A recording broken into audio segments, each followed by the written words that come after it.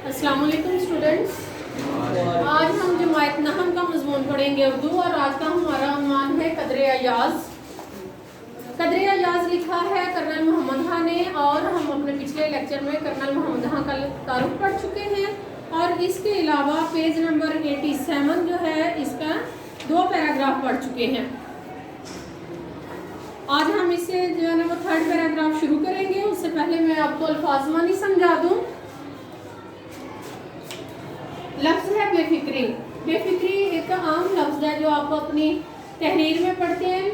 اتنا مشکل لفظ نہیں کہ الفاظ کے معنی بتائے جا سکے، یعنی مشکل الفاظ میں سے شامل کیا جا سکے، اتنا مشکل نہیں، لیکن یہ لفظ میں نے اس وجہ سے لکھا ہے کہ آپ کو پتہ ہونا چاہیے جب آپ کو پیراگراف آئے گا تو بورڈ کے ایگزام میں 9th میں آپ کو الگ سے الفاظ معنی نہیں آنے۔ جو پیراگراف آیا ہوگا اسی میں چاہے وہاں پر الفاظ آسان ہو یا مشکل ہو، وہیں پر الفاظ کو حد کشیدہ کیا گیا ہوگا، اس لیے آسان الفاظ بھی آ سکتے ہیں، مشکل بھی۔ بے فکری کا مطلب ہے لاپرواہی، مجال، ہمت، مشاہدہ، غور و فکر، دیکھنا۔ یہاں ٹی وی کو جو ہے نا تنظیم کہا گیا ہے کہ مشاہدہ کیا جا رہا ہے، جتنے غور سے ٹی وی دیکھا جا رہا ہے۔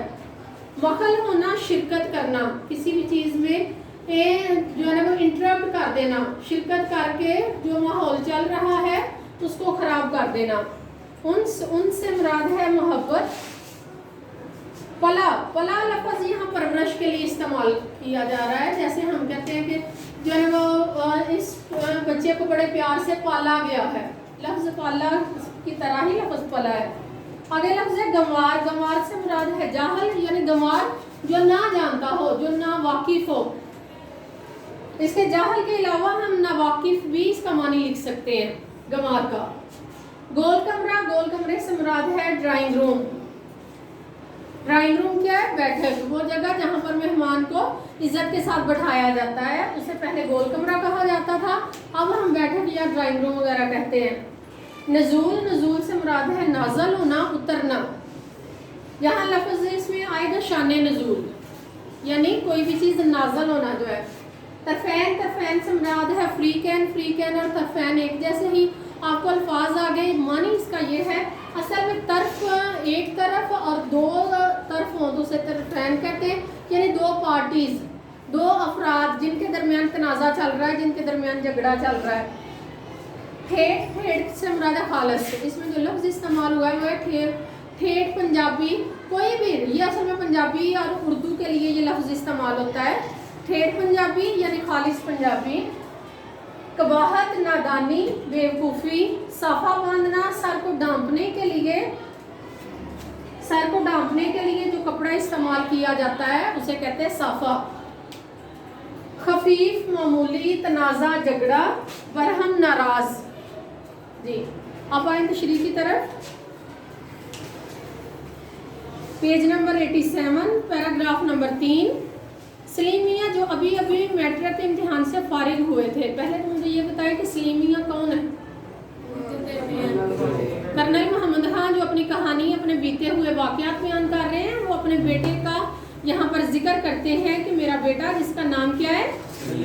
سلیم میاں جو ابھی میٹرک کے امتحان سے فارغ ہوئے تھے، دوسرے کرنیل زادوں کی طرح، اسے انڈر لائن کریں، دوسرے کرنیل زادوں کی طرح، پینسل آپ کے ہاتھ میں ہو اور انڈر لائن کریں کرنیل زادوں کی طرح۔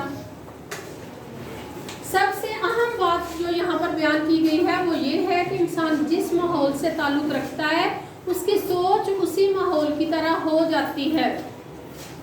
سوچ کو پنپنے کے لیے جہاں والدین کا حصہ بہت ضروری ہے، والدین کی پرورش بڑی ضروری ہے، اس کے ساتھ ساتھ وہ ماحول جہاں پر کسی بھی بچے کی پرورش ہو رہی ہے اس کے متعلق انہوں نے یہ جو ہے نا وہ جملہ لکھا ہے کہ دوسرے کرنیل زادوں کی طرح، چونکہ وہ بتا رہے ہیں کہ میں کرنل ہوں اور دوسرے جو کرنل ہیں میرا بیٹا بھی ان کے ساتھ پڑھتا ہے، ان کے ساتھ کھیلتا ہے، تو ان کی جو سوچ ہے میرے بیٹے سمیت باقی کرنل زادوں کی بھی، باقی بھی جو کرنل ہیں ان کے بیٹوں کی، ان کو چونکہ فیسلٹیز ملی ہیں۔ اصل چیز انہوں نے یہاں پر جو بیان کرنے لگے ہیں وہ لفظ ہے سہولت، کہ کرنل، میں بھی کرنل ہوں اور بھی جو کرنل ہیں ان کے جو بچے ہیں ان کو پیدا ہوتے ہی سہولتیں ملنا شروع ہو جاتی ہیں، ان کو ہاتھ سے کام کاج کرنا اتنا نہیں پڑتا جتنا ہم لوگوں نے کیا، کرنل بتا رہے ہیں۔ تو کہتے ہیں اس لیے انہوں نے تنقید کے طور پر یہ کہا ہے کہ میرا بیٹا دوسرے کرنیل زادوں کی طرح اور ان کے ہمراہ سے مراد کیا ہے؟ ان کے ساتھ۔ پہلے آپ نے جب تشریح کرنی ہے تو آپ نے اس میں بتانا ہے تشریح میں کہ ہمیشہ انسان کی پرورش پر دو چیزوں کا اثر ہوتا ہے۔ کس چیز کا؟ والدین کی تربیت کا اور ماحول کا، کہ جس ماحول میں بچہ جو ہے نا وہ پرورش پا رہا ہے، گرو کر رہا ہے۔ یہی بات انہوں نے یہاں کہی ہے کہ میرا جو بیٹا ابھی میٹرک کے امتحان سے فارغ ہوا ہے، دوسرے کرنیل زادوں کی طرح اور ان کے ہمراہ، ان کے جیسی سہولتیں اس کے ملی، ان کے ساتھ وہ رہا۔ اب وہ بے فکری سے بیڈمنٹن کھیلتے ہیں، بیڈمنٹن یعنی وہ گیم کھیلتے ہیں، اس میں جو ہے نا جسمانی طور پر ان کا جسم تو اس میں مصروف ہوتا ہے، اور سر شام ہی دوستوں کے ساتھ، سر شام یعنی شام ہوتے ہی، لفظ سر کے نیچے جو زیر آئی ہے اس کا مطلب ہوتا ہے کا، جیسے تحریک کشمیر، کشمیر کی تحریک پاکستان، نیچے آتی ہے نا زیر۔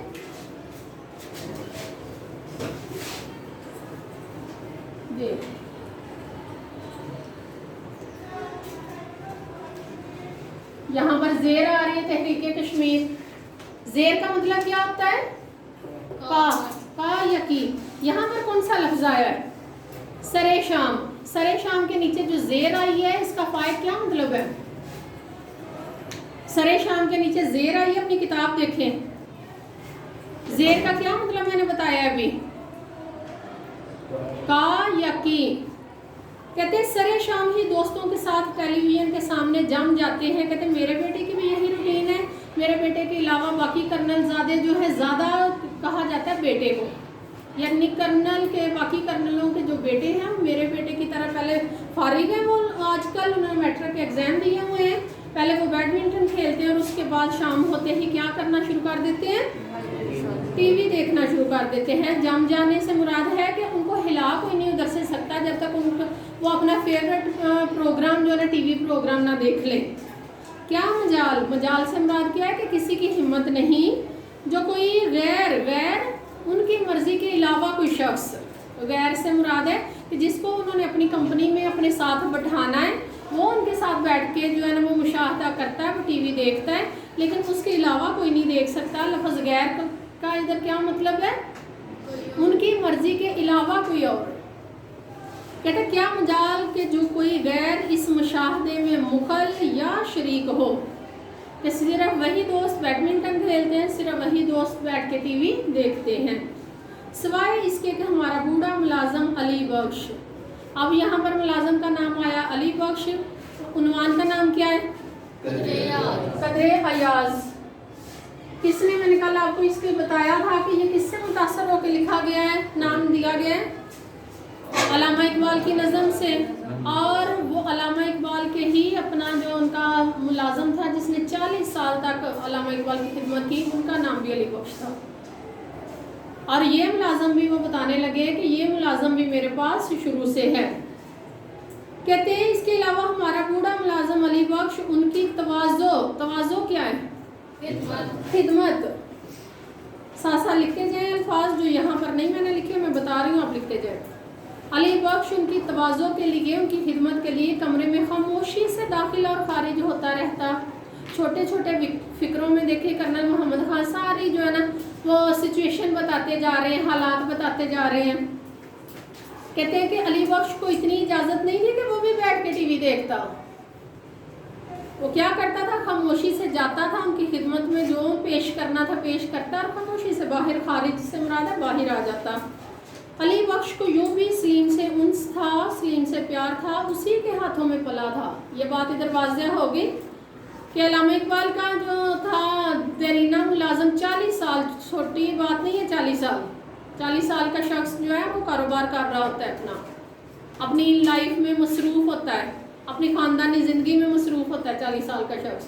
تو علی بخش نے بھی 40 سال تک خدمت کی علامہ اقبال کی، اور یہاں پر جو ہے نا وہ بتا رہے ہیں کہ میرا بیٹا بھی علی بخش کے ہاتھوں میں ہی پلا ہے، اسی نے ہی سے पाला है, तब से ये, जब मेरा बेटा छोटा था तब से ये मुलाज़म मेरे साथ है।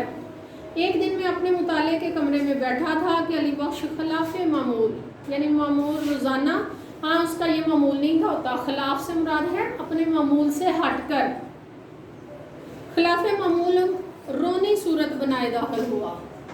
इस क्या कहना चाह रहे हैं वो, कि अक्सर वो मुस्कुराता रहता था, अपने इस घर को अपना घर समझता था, मेरे बच्चों को अपने बच्चे समझता था, लेकिन आज मामूल के खिलाफ कौन सी सूरत बनाकर आया है, इसका मतलब है उसका दिल दुखा है किसी बात से, वो परेशान है किसी बात से। वजह ग्रानी, ग्रानी से मुराद होता है लफ्ज़ ग्रां, ग्रां से मुराद होता है ग्रां बहा, यानी बहुत ज़्यादा, ग्रां, ग्रां से लफ्ज़ है वजह ग्रानी, कि जो ख़ास वजह थी उसके इस तरह का मुंह बनाने की, रोने की, नहीं वो मैंने वजह ग्रानी पूछी तो कहने लगे सलीम मियाँ। अब ये अगला मुकालमा किसका है, अली बख्श का। कहते हैं सलीम मियाँ ने डांटा है। अब सलीम मियाँ कौन है, जो अली बख्श ने खुद जिसकी परवरिश की है।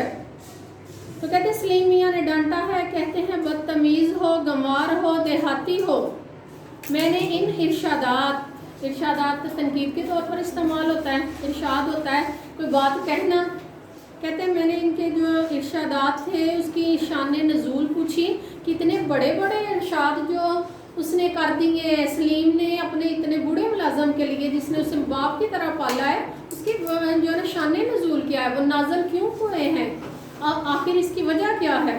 तो बोला कल सलीम मियाँ की गैर हाज़िरी में, गैर हाज़िरी क्या है, जब वो घर पर नहीं थे, गैर हाज़िरी में उनके एक दोस्त अमजद साहब आए और बाहर बरामदे ही में आराम कुर्सी पर बैठ के, आराम कुर्सी क्या है, वो कुर्सी जिसके ऊपर बैठकर सर टिका के आप आगे पीछे को थोड़ा सा झूला ले सकते हैं, रेस्ट मोड में आप जो है ना, रेस्ट मोड में आप बैठ सकते हैं, उसे कहते हैं आराम कुर्सी।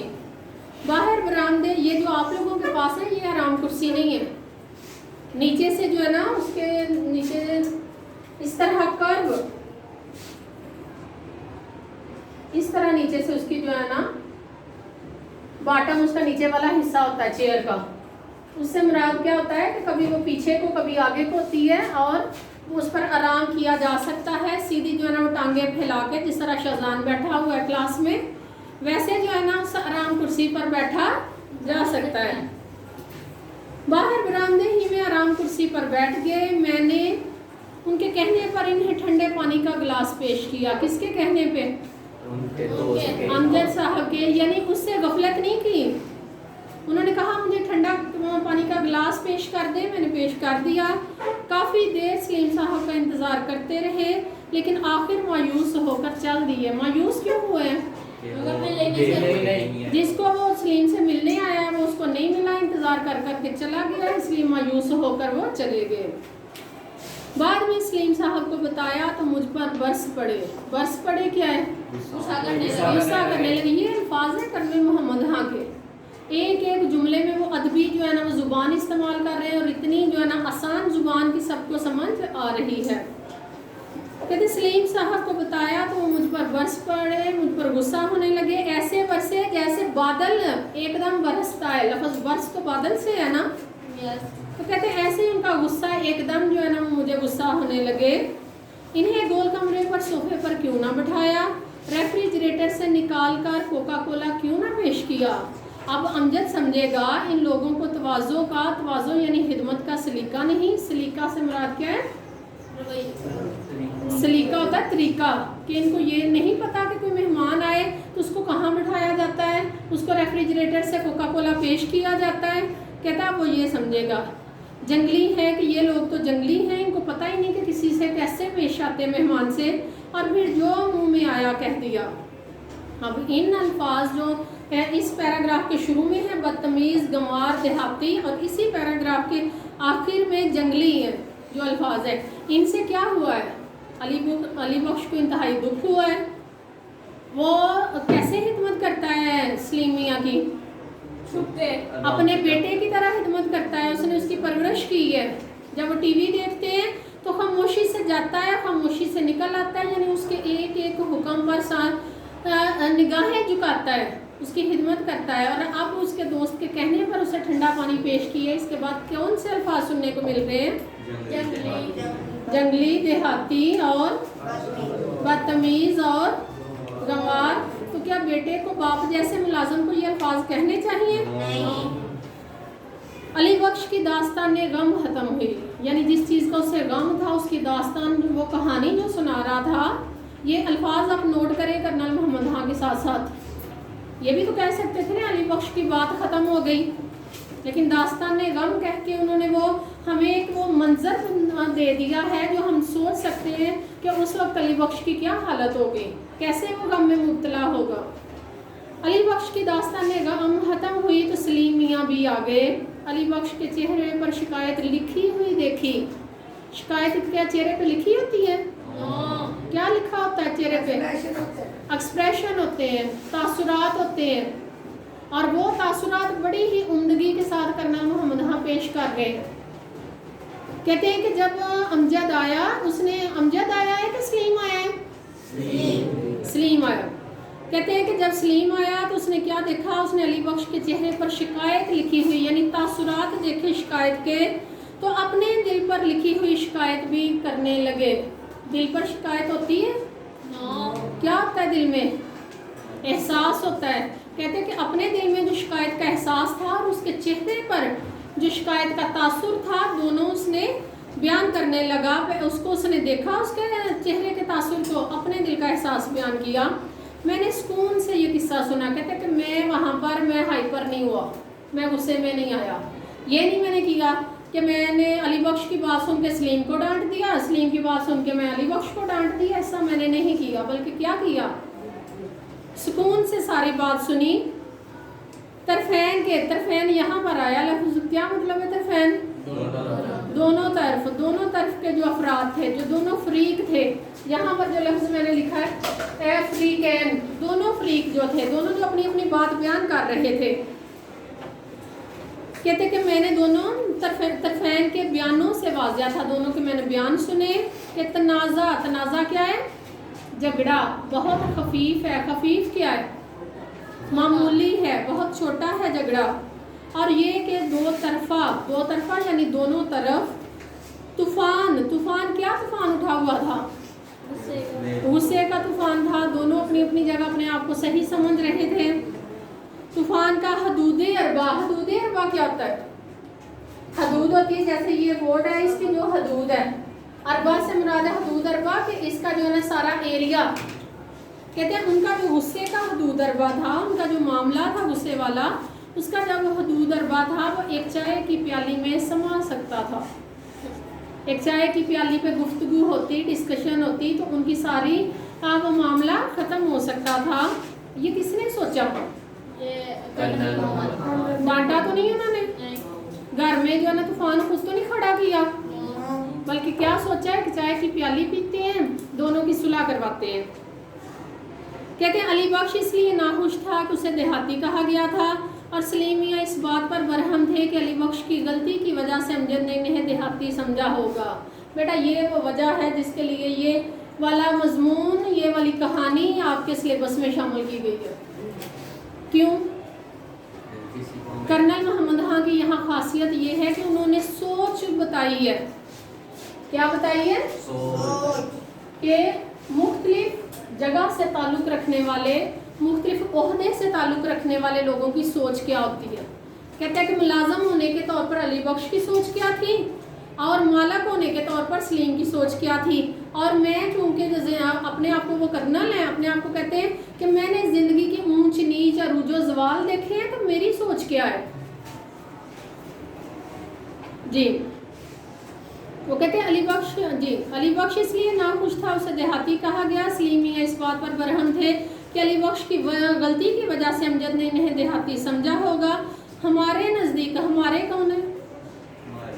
کرنل محمد ہاں اپنی سوچ کو کہہ رہے ہیں کہ ہمارے نزدیک دیہاتی ہونا یا سمجھا جانا ایسی ناقابل برداشت قباحت نہ تھی، ایسی نادانی نہیں تھی، ایسی بیوقوفی نہیں تھی۔ اگر کوئی دیہاتی ہے تو اس میں جو ہے نا وہ اس کی یہ کوئی بیوقوفی نہیں ہے، اس کی وہ کوئی یہ کوئی بڑی جو ہے نا وہ تنازع کی وجہ یا اس کے جاہل ہونے کی یہ وجہ نہیں ہے دیہاتی ہونا، شہری ہونا، دیہاتی ہونا، اس سے کسی کی بھی شان کم نہیں ہوتی۔ تو کہتے ہیں چنانچہ ہم نے ہنسی ہنسی میں دیہاتی پن کے فضائل، فضائل کا کیا مطلب ہے؟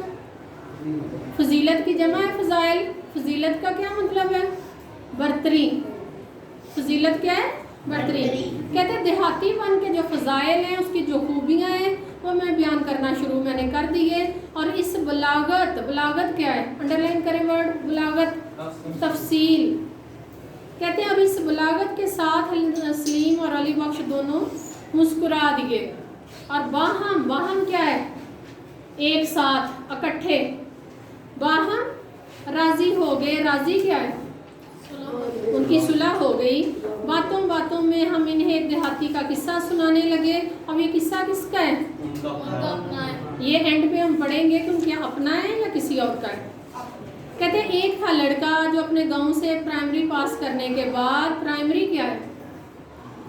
5ویں کلاس، پرائمری کیا ہے؟ 5ویں کلاس پاس کرنے کے بعد شہر کے ہائی اسکول میں جا داخل ہوا۔ اپنے گاؤں میں تو وہ چھوٹا موٹا چودھری، اب ان کی عاجزی دیکھے کرنل محمد ہاں کی، گاؤں میں وہ چودھری ہیں لیکن کہہ کیا رہے؟ کون سے چودھری ہیں؟ چھوٹے موٹے۔ انہوں نے یہ نہیں کہا کہ ہم بہت بڑے چودھری تھے، ہماری بہت بڑی جاگیر تھی، ہم ذمہ دار تھے۔ انہوں نے کہا اپنے گاؤں میں چھوٹا موٹا چودھری یا چودھری کا بیٹا تھا، لیکن تھا ٹھیٹھ دیہاتی۔ ٹھیٹھ سے مراد ہے خالص، خالص دیہاتی تھا۔ اس کو جو ہے نا وہ شہری لباس پہنا، شہری کھانے کھانے، شہری لوگوں کے رویے وہ سب سے ناواقف تھا، اس لیے وہ کیا تھا؟ ٹھیٹھ دیہاتی، یعنی خالص دیہاتی تھا۔ پہلے دن کلاس میں گیا تو ننگے سر پر صافہ باندھ رکھا تھا۔ ان کے گاؤں میں کیا تھا؟ پگڑی وغیرہ باندھی جاتی تھی، سر جو ہے نا کور کیا جاتا تھا۔ کہتا اس نے بھی اسی طرح، لفظ انہوں نے ننگے کیوں کہا ہے؟ کیونکہ باقی کلاس وہاں پر سر پہ کچھ نہیں تھی پہن کے آتی شہر میں، اور اس کو عادت تھی گاؤں میں جو ہے نا وہ سر کو کور کرنے کی، یا ٹوپی سے، یا جو ہے نا وہ صافے سے، یا پگڑی سے۔ تو کہتے ہیں وہ ننگے سر پر صافہ باندھ رکھا تھا، بدن پر کرتا اور تہمد۔ تہمد کیا ہوتا ہے؟ شلوار نہیں ہوتی، تہمد سے مراد ہوتا ہے کھلا کپڑا، سفید کھلے رنگ کھلا کپڑا، اور اس کو جو ہے نا وہ باندھنے کے لیے آگے گرہ لگائی جاتی ہے، ہوتی وہ ایک چادر ہے، چادر میں اپنے آپ کو لپیٹا ہوتا ہے، اسے کیا کہتے ہیں؟ تہمد۔ تہمد، اور پاؤں میں پوٹھو ہاری جوتا، پوٹھو ہار سے منگوایا ہوا جوتا، پوٹھو ہار جگہ کا نام ہے، پوٹھو ہاری جوتا۔ ماسٹر جی نے شلوار پہننے کو کہا، تہمد باندھا ہوا ہے، اور چونکہ جو ہے نا وہ کالج میں یا اسکول میں الاؤ نہیں ہوتا تہمد، کبھی بھی الاؤ نہیں ہوا پاکستان کے اسکولوں میں، اس لیے ماسٹر صاحب نے کیا کہا کہ اب شلوار پہننے کو کہا۔ تو دھیمی آواز میں، دھیمی کیا ہے؟ آہستہ آواز میں بولا، پنجابی میں بولا، او خدا ستھن دے کڑیاں پوندیاں نے۔ ستھن کیا ہے؟ شلوار، کہ میں جس گاؤں سے تعلق رکھتا ہوں اس میں لڑکیاں شلوار اور لڑکے تہمد باندھتے ہیں۔ سلیم میاں یہ سن کر کھلکھلا اٹھے اور بولے، سچ مچ پکا پینڈو تھا، پکا دیہاتی تھا، اسے شہر کے لباس کا پتہ نہیں تھا، مگر ابا جان وہ پتلون کیوں نہیں پہنتا تھا؟ جس کو یہ نہیں پتا کہ مرد بھی یہ شلوار پہنتے ہیں، وہ پتلون کیسے پہنتا ہوگا؟ پتلون کیا ہے؟ پینٹ جو پہننی ہے جو آپ لوگ اسکول میں پہنتے ہیں۔ تو وہاں پر اس وقت کیا تھا؟ یہ کب کی وہ بات کر رہے ہیں؟ 40 سال جب پاکستان آزاد ہوا اس سے بھی پہلے کی بات کر رہے ہیں۔ پاکستان آزاد ہونے سے پہلے تو وہ آرمی میں بھرتی ہو چکے ہوئے تھے، اس سے بھی پہلے کی بات کر رہے ہیں کہ اس وقت اسکولوں میں جو ہے نا شلوار پہنی جاتی تھی، لیکن ہمارے گاؤں میں مرد کیا پہنتے تھے؟ تہمد پہنتے تھے۔ اور جب وہ کرنل ہو گئے ہیں اس کے بعد ان کا بیٹا جو ہے وہ نا وہ ماڈرن ہے، اس نے شہر میں تعلیم حاصل کی، اس لیے اس کو تہمد وغیرہ کا نہیں پتا، اور وہ باپ کو کیا کہہ رہا ہے کہ جو تہمد جسے پینٹ کا نہیں پتا، جسے شلوار کا نہیں پتا، تو وہ کون ہوتا ہے؟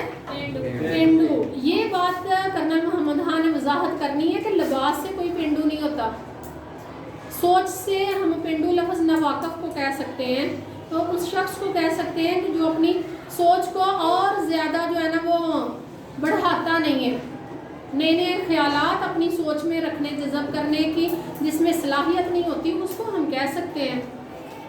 اس کی ہم مزید کل وضاحت کریں گے۔ بہت شکریہ، السلام علیکم۔